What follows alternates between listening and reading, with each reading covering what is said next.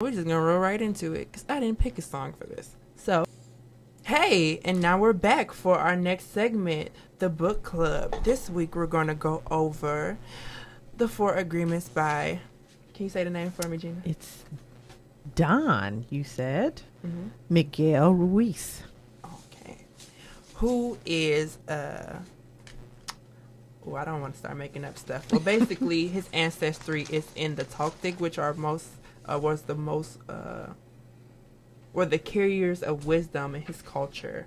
And basically, the culture was hidden from modern society because of imperialism and wars. And for a time, this information was lost. But through him and his lineage, he has brought it back to the world. Yes, and it is captured and summarized in this book called A Toltec Wisdom Book, The Four Agreements. And the four agreements are as follows. Be impeccable with your word. That's number one. Don't take anything personally, which is my favorite. Don't make assumptions is number three. And number four, always do your best. Simple enough, isn't it? Or so we think. Seems like it should be. It seems like it, right? Well, since I've never been a part of a book club and you're a resident, would you like to lead it? Or how we kind of break down the discussions or how you want to go about it? Or? Well, I think there are several formats to the way you can conduct a book club. The host may write down questions that others can participate in to answer in regard to the book that they're reading. There can be an open discussion, open forum. About the book. That's another way. There can also be some fun activities around it. I think, though, for our purposes, probably open forum is the best. And as I said, don't take anything personal.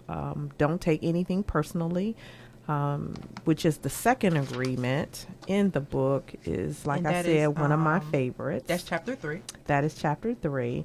I like the caption that they have here in the foreword.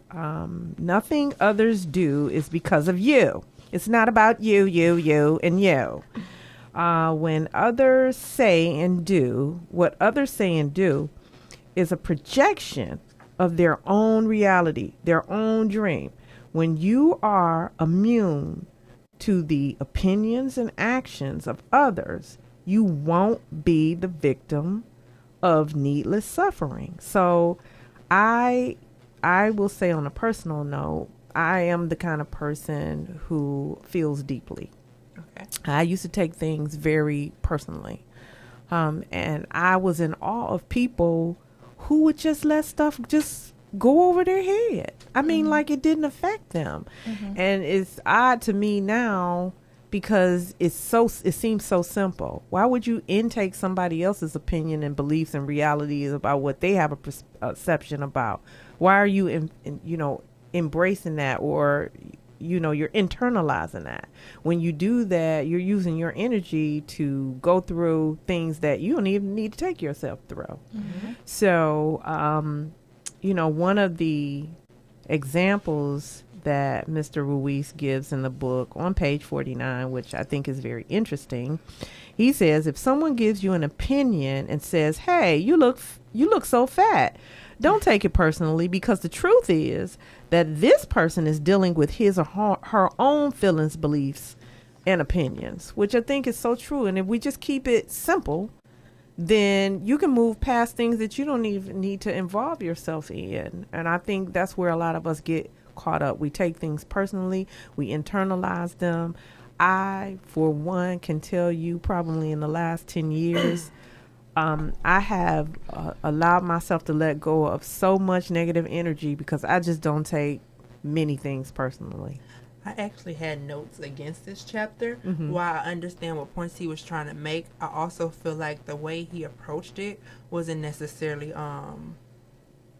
in congruence with the other chapters he wrote. So in the very beginning, he says the domestication of the dream and the societal dream, or the dream of the planet, where he says that as a child you are indoctrinated into certain rules, and you place them rules upon yourself based on what you were taught. So what is a man? What is a woman? When you work, when you don't work, what occupations you are allowed to go into. And then 3 chapters later, he directly says, don't take anything personal. Well, wait a minute. You just established that as a society, we have taken on rules that we all generally understand as rules. Mm-hmm. So to a certain extent, I'm not taking it personally, because we have already established to a certain extent we all understand these basic norms. So I'm not taking it I'm not necessarily taking it personally. It's just you're denying the universal understanding that we already established that we have. Now, what I think he meant to say, or how I would interpret it for myself, is by not taking anything personally. Although you may feel some type of way about it, you decide not to address it and to move forward in spite of. You negate the part that you would have taken upon yourself.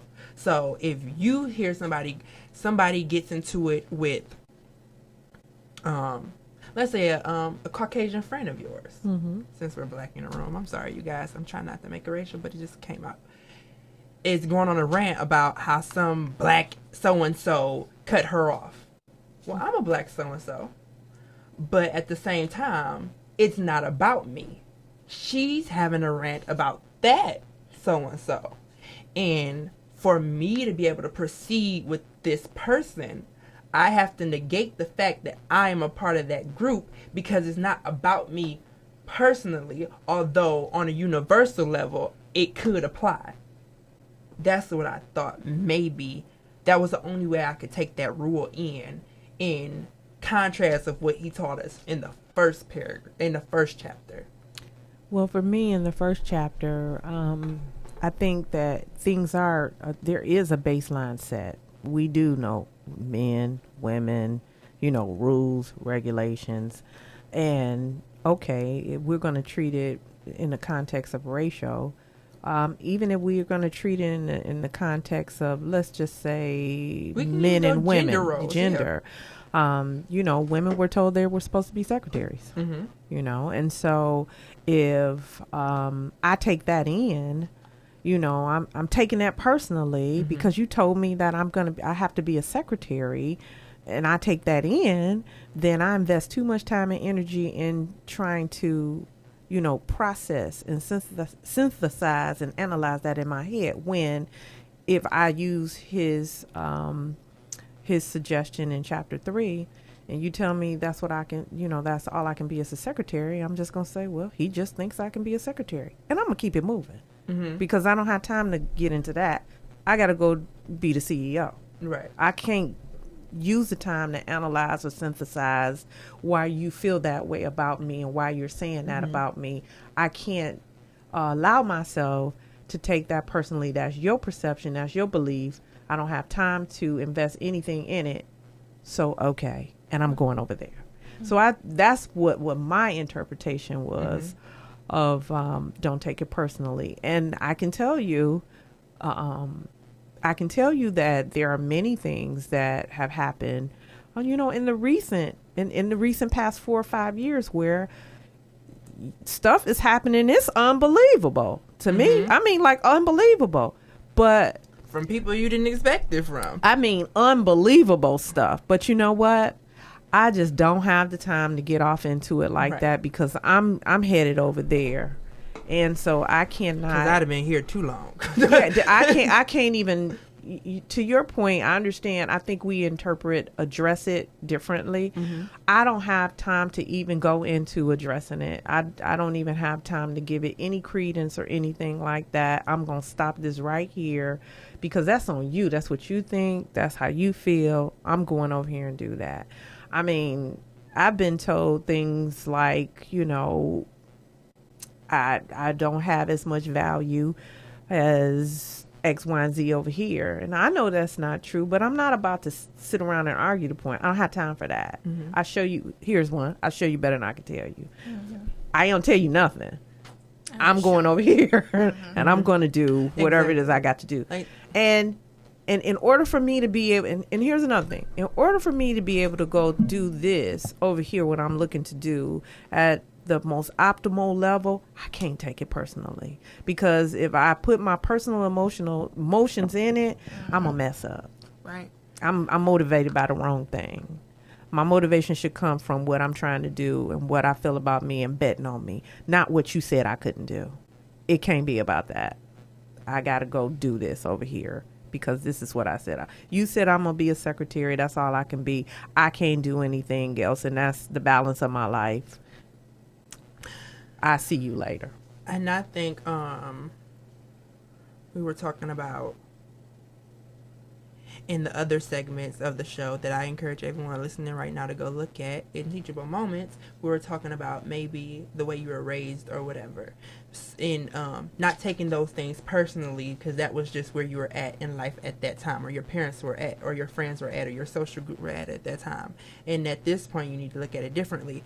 Well, the phrase, when I was reading it, forgive and forget, popped into my head. And I hate that freaking phrase, actually. Because as humans, as conscious beings, we don't.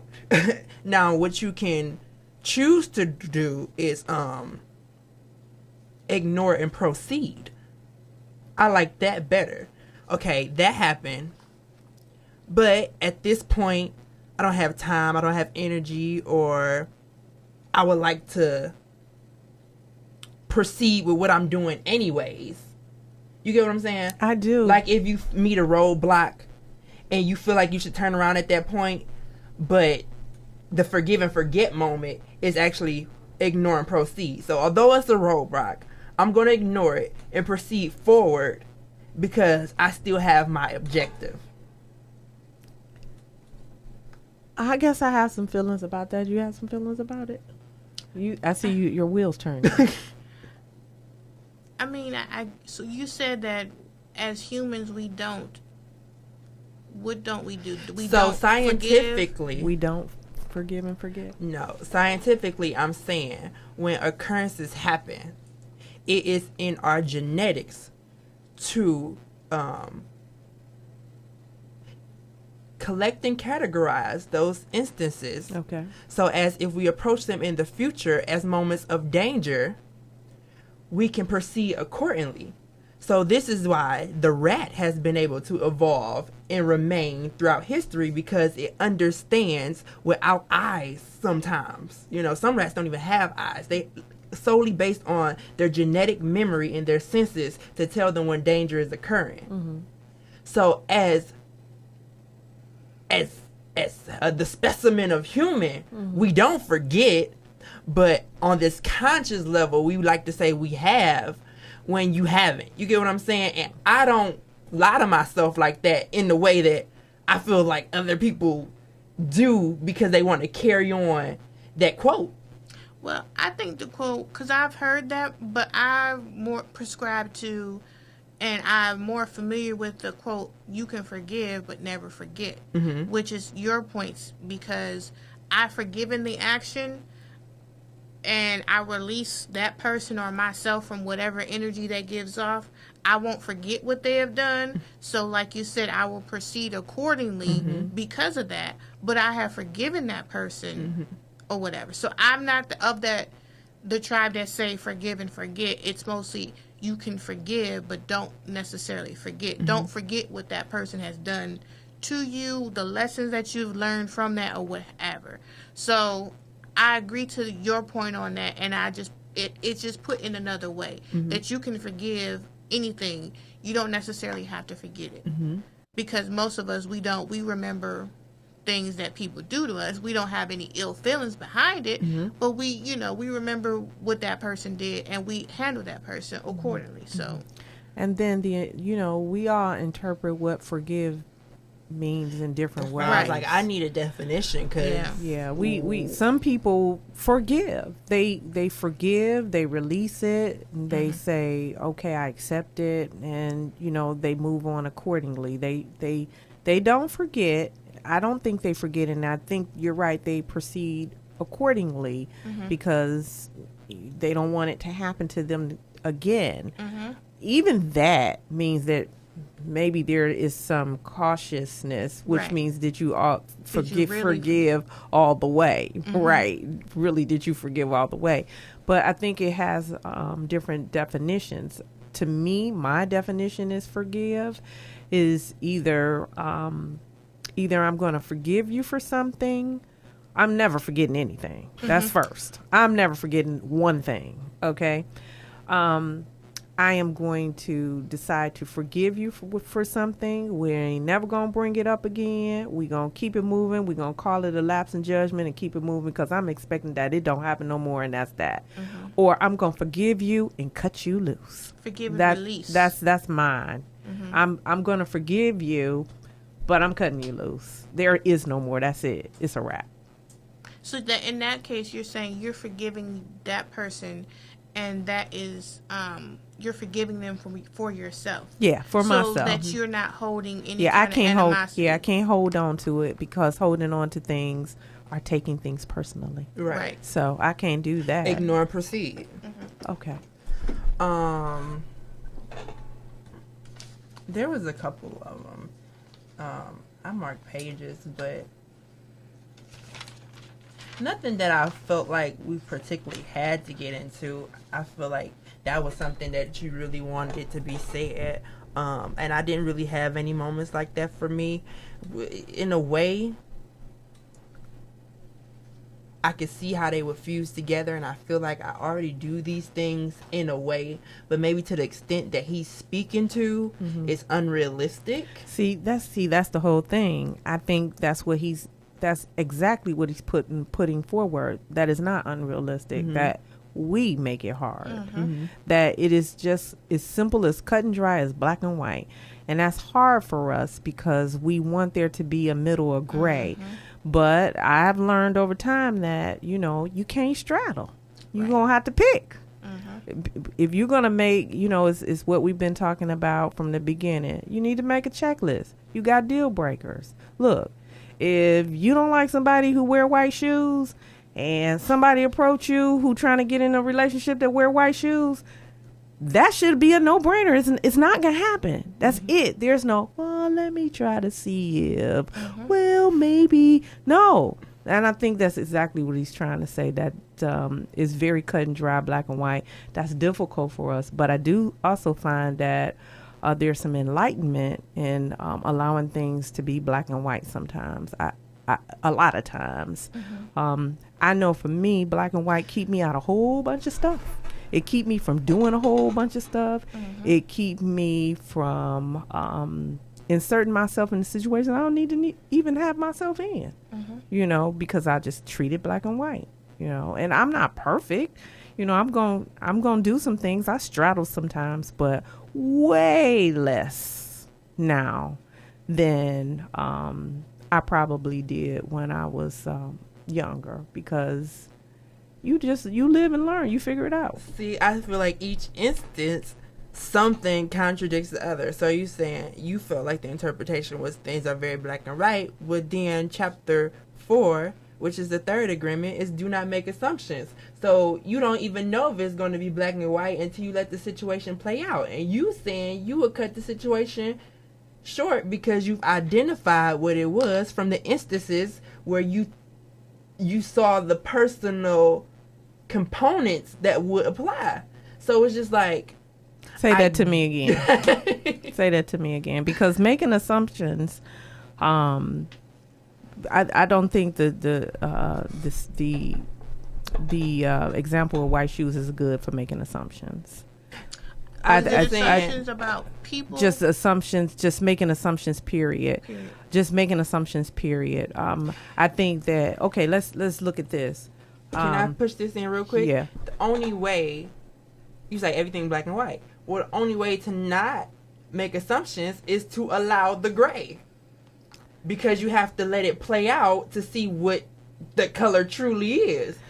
And if you make a decision before that, then it was somewhat of an assumption. Well, here's the thing. So here's what I think he's saying. Let's use 50 Cent and 50 Cent making fun of the guy who had autism at the airport. Okay. He made an assumption that the guy was drunk, or the guy was on something. He just made an assumption. Okay. But if you're in the airport and you see somebody and it appears that something is going on, then that's all it is. It appears that something is going on. That means you have not made an assumption. It just appears that something is going on.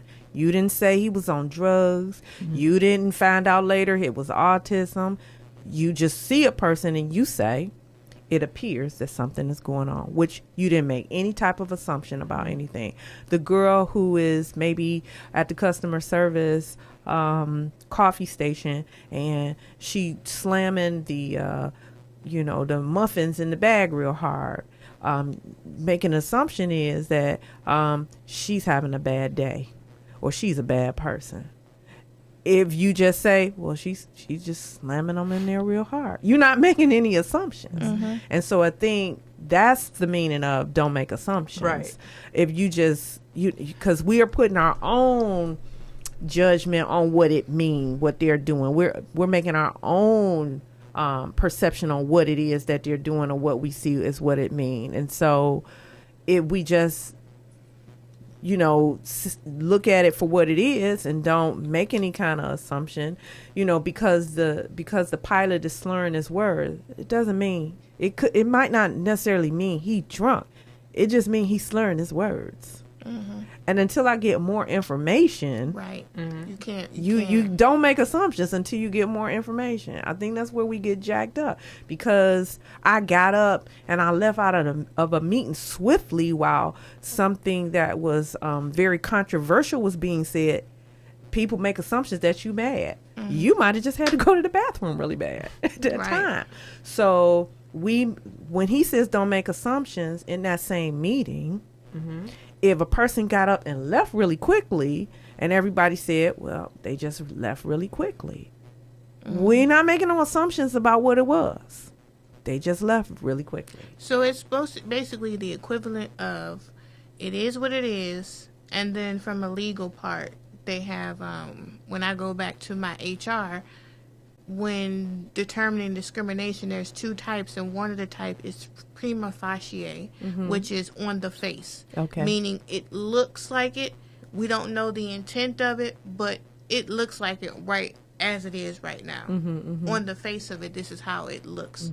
So that could be the same thing as saying this is what it is and not inserting any kind of further evidence, your own. Until you get until you get all the stuff. You don't make your own assumption about what until you get all the stuff.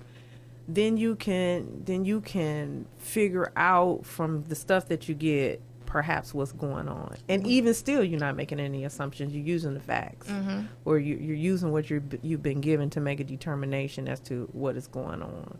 But that's what makes it black and white. Yeah.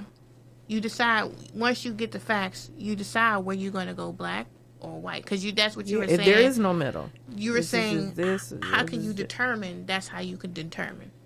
So that's what I think he means when he says, don't make assumptions. And, I scold family members. I scold people for doing that. And I'm a new reader to this book.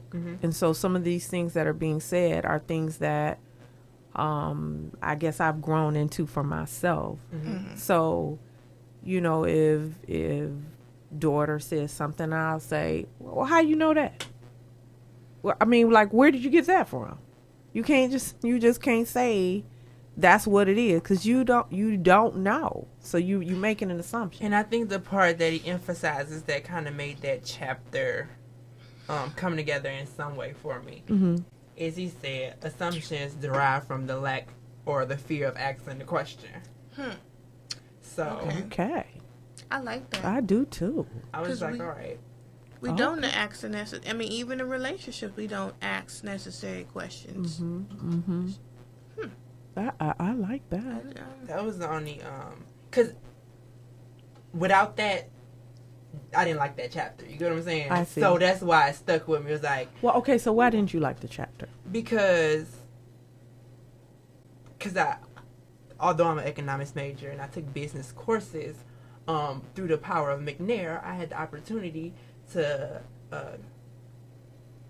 commingle with people of all different studies. So in science, they follow the scientific method, and it always starts with the hypothesis, which is nothing but an educated assumption, and then they test said hypothesis until they get to the moment of black and white.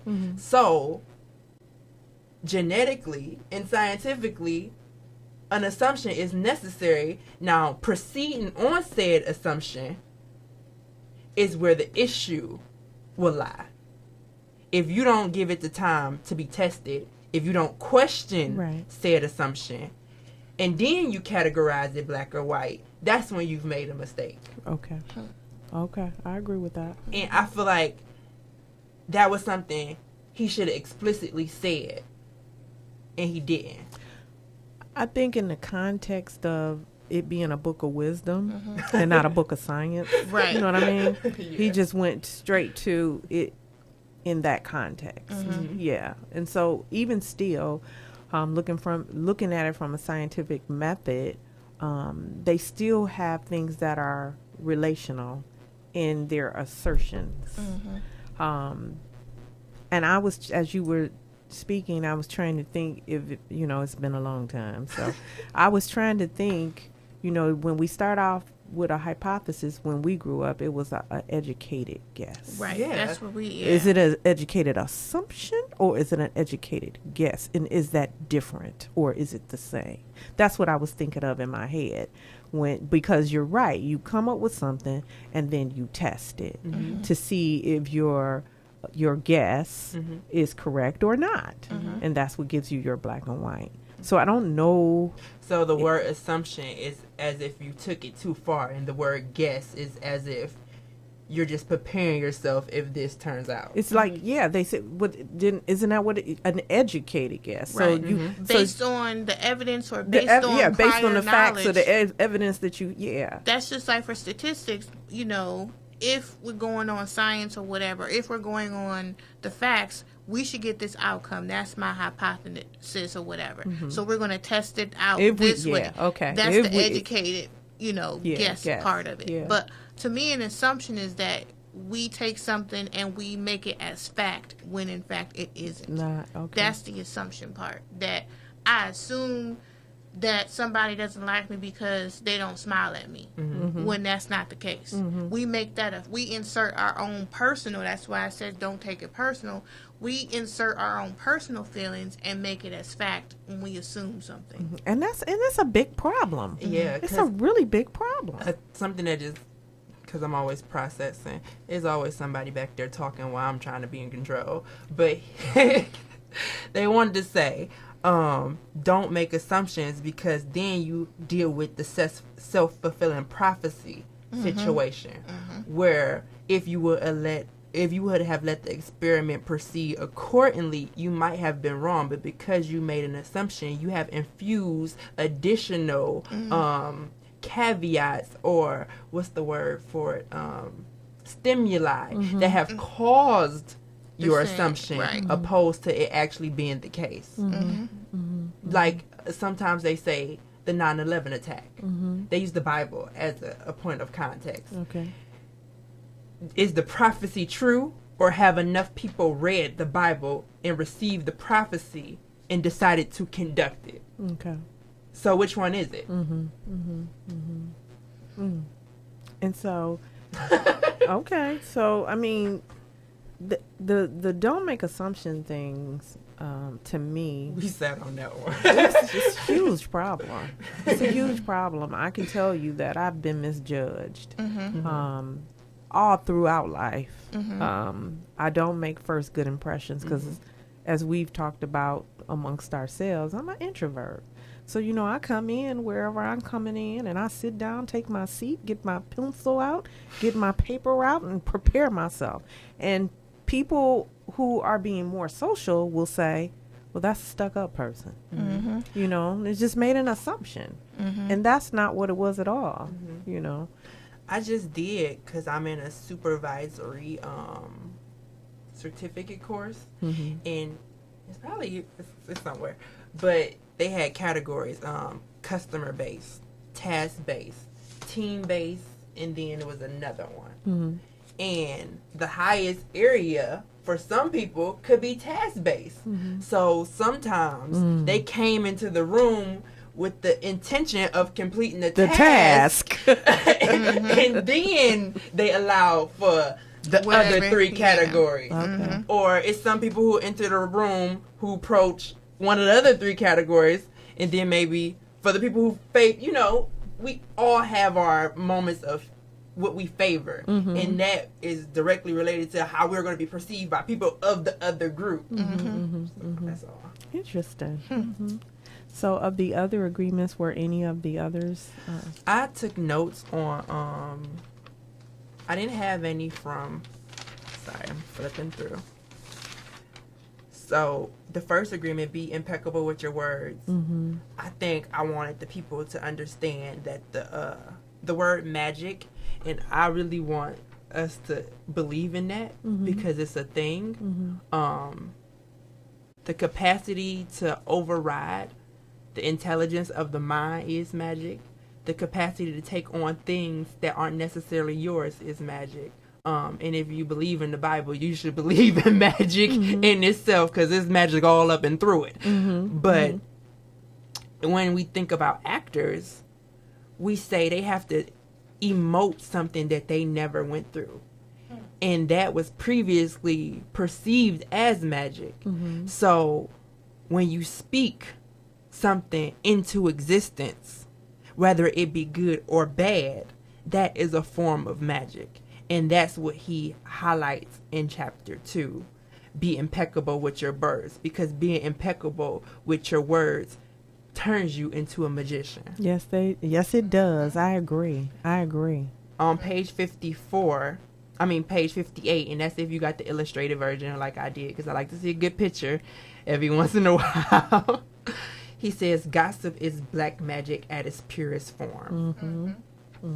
Page 59, he goes on to say, the truth is that most important part of being impeccable with your word is being true to it. That's interesting. I have a situation right now where I stepped off the situation in order for me to be able to craft my words, to be impeccable and to be truth. But what I'm going to say is going to be hard for this particular person to hear, I'm sure. Okay. Okay, so you all know that I had been having epic challenges at the dentist. And so the dentist, who is a really good dentist, I really like this dentist. And I don't plan to leave, but after I impeccably state my case, I'm hoping that she will respond in kind so that we can work something out. I'm hoping. So as angry as I was, I said, well, it's not going to come out like I need it to be said, because I like my dentist, but it needs to get said. And so I stepped off of it, and I thought about it and thought about it and thought about it, and came up with something that I felt that I was going to say to her where she could take it in. She can take it in. She can make a determination of how we're going to fix the situation, whether she agree or not agree. And then I can take her from there and decide if I'm going to stay or if I'm going to go. And I think that is going to create a scenario where we're both impeccable with our word, that we understand where each other is coming from, and then we can make our decisions accordingly. And so I feel good about the way that I have come up with my disappointment as to what occurred with my last visit, and the ongoing care to this point, and what I felt in terms of her being who she is and what I like and why I stay with her. And I think that is going to give me the result that I want. Now, this is not the first time, but this was particularly difficult because I was angry initially, and I really just wanted to go in. Prior to or? After I had a dentist appointment, they did some work on my teeth. The work that they did not resolve the situation. I think my question. Then basically they want to charge me a lot of money. So Were you angry going into the situation, or did this situation cause you to be angry? Caused me to be angry Okay. after, yeah. But it was worth it to me not to go in like angry. It was worth it to me because of the relationship that I've established with her, to be impeccable with my words, to give her truth and give it to her in love, even though it's difficult to talk about, but it's going to be said. And I think because of the way that I've crafted it in my head and what I want to say, she'll be able to take it in. Okay. Did you want to continue? This is good. I mean, I didn't know if we wanted to go over the whole book or if because I tried to take on notes as many things that sat with me. The latter part of the book, it was like I got it. Like Okay. I felt like oh, I do that. Not to that extent, but I do that. The fourth agreement, or the latter part of the book. The do fourth? your best. Yes. I don't know how to do nothing else. Look. Always do your best. Always. For me, that's one I've lived by for my whole life. That was one of yours, actually. I didn't have to wait for the book for that. You told me that. Okay, yeah. But and see what's awesome to me is that I had not read these books, but I follow some of these principles in my heart and in my life because I know that's what's gotten me the results that I've gotten. You just never know. You just don't know. You just don't know. You must always put forth your best effort no matter what. It don't matter how jacked up everything. You be accountable for what your effort is. And when you do that, you just don't know who watching. You don't know how the stars align. You don't know how the karma come. You gonna get it back in the aces. You always will. You always will.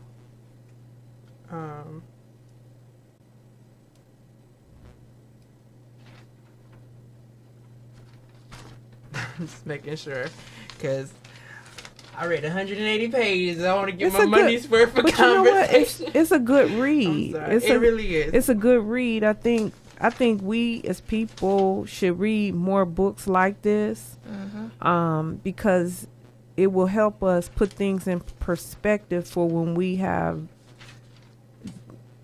not just situations, but in your daily life. It can help you grow. I think this isn't a book that you sit and you read in one sitting. Okay. To me, I just think that this book, like, you have to do this in stages. Yeah. Like, read the first agreement and see, okay, I'm going to take the next month or so to create a habit of implying this into my daily dealings and daily lives. Learning how to master it. Right. So, yeah, we need to have more books like this, but it's not necessarily something that's a quick read. This is like an application book, or else what is the point? I guess it's good to, browse through to see where we have been inputting some of these things, and then where we can improve on some of these things, and then kind of bring it back afterwards and say, okay, I'm going to focus on this agreement because I need more work on this area. So I like these. Yeah, I tell you, my aunt, she was the person that taught me about being Gianti was the person that talked to me about being impeccable with your words. And her thing was always keep your word. If you say you gonna do it, then do it. If you can't do it, then say you can't do it. Don't believe that just because you're gonna ignore it or not acknowledge it, you think somebody forgot. Because that's not gonna happen. She used to say that, the only thing that you have is your word. And be that as it may, in 2016, in a lot of instances, your word can count for a lot. It really can. You can be in any kind of situation, a person that know you. Like, okay, let's take it for instance, my barber. I didn't have the cash on me. I should be able to say, because he knows me, because the things I've said, I've stood behind, or the things, that I've done, I stood behind. I should be able to say, I'll bring it back to you tomorrow. You should be able to do that. If you can't do that, then something is wrong. Okay, with that person, or you haven't done enough to make them comfortable enough to know that you gonna keep your word. So she's the person, you know, she's the person that and she, the reason I got that lesson is because I wasn't necessarily keeping my word all the time. Mm-hmm. I would say I was going to do things and I wouldn't do them. And then I would say, well, I didn't get a chance to do it. Mm-hmm. But that's a no-go. Mm-hmm. That's a no-go. So she was the person who really impressed upon me the importance of that. And that came to be very helpful in the future when I could stand in front of somebody and say, you know, I'm good for it. Don't you? Mm-hmm. And just stand there. Either I am or I'm not. Mm-hmm. Yeah. Okay, so 2 more points and we're gonna close because we really did dig into the book, y'all. All right. The 4th agreement was do your best, and I think the caveat that he always he stresses upon you this God-like interpretation of these rules, but he always dials it back by the end of the chapter, and he says do the best you can do in that particular situation. Mm-hmm. If you knew you was on the wrong side of the bed that morning, but you proceeded to work, you gave them 5 out of the 6 quota you had that day. That was the best you had for that day. Mm-hmm. So while it might not be the best you can do overall, because on a good day you can give them 8 or 9, for that day, for that instance, for that situation, you did your best. So I wanted to make sure you guys felt that, because it's a lot of pressure in that 4th agreement. But I guess that's why it's the 4th. Well, I guess in your summary of it, that means that you're always trying. Mm-hmm. Right. So then that makes it be you always do your best. If, like you said, if on that day, if you can only give the 5 out of 6, or you know, you can only be as productive that day as you can, or you know, whatever it is, you're still striving for it. That means that you're always doing it. Mm-hmm. So you'll always get a return on that. Before he even jumps into the agreements, and this is like going to be the last little thing, because y'all probably ain't even listening at this point. But for us, domestication in the dream of the planet. So he starts by saying the reason we need to accept the 4 agreements, because those agreements are going to help fulfill ourselves, which are going to create our second dream.